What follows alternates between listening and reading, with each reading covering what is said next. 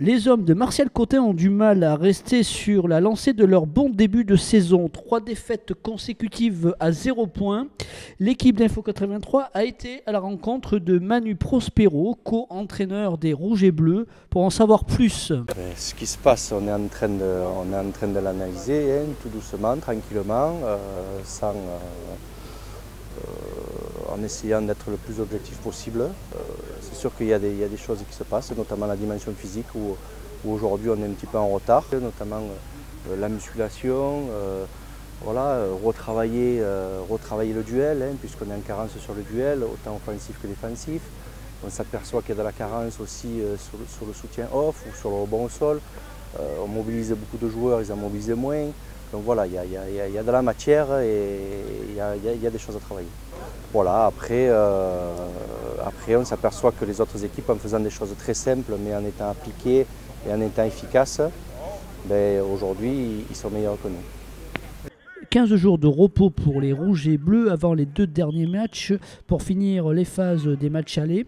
Déplacement à la Voulte avant de recevoir Mâcon.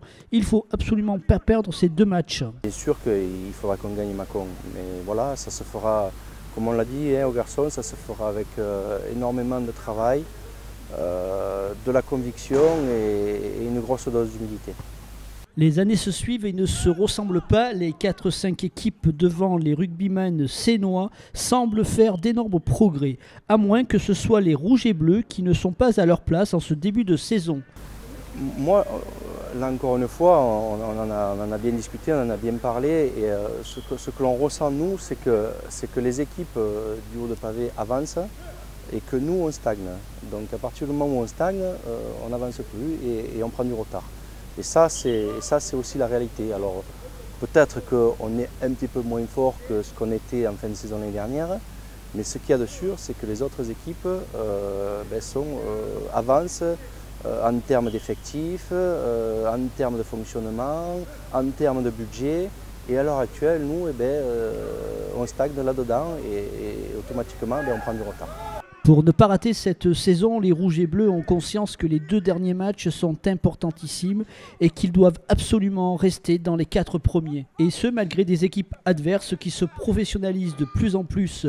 Mais c'est peut-être pour cela que le challenge est beau. J'ai envie de vous dire, c'est que ça fait 3 ans qu'on se qualifie, ça fait 3 ans qu'on se qualifie difficilement, et pour moi, ça fait 3 ans qu'on fait des exploits. Pourquoi? Tout simplement parce que ça fait 3 ans qu'on est le plus petit budget de la poule. Et en étant le plus petit budget de la poule, malheureusement aujourd'hui, en Fédéral 1, où ça se professionnalise de plus en plus, quand tu as un peu de moyens, tu as un peu de joueurs, tu as un banc qui est peut-être meilleur, et automatiquement, ça élève le niveau global de l'équipe. Manu, merci. Merci à vous. Merci.